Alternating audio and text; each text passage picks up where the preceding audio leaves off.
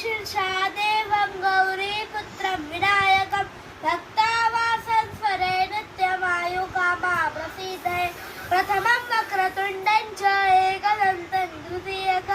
द्वितीयं कृष्णपिङ्गाक्षं गजवक्त्रं चतुर्दकं लम्बोदरं पञ्चपञ्च षष्ठं द्विगणेव च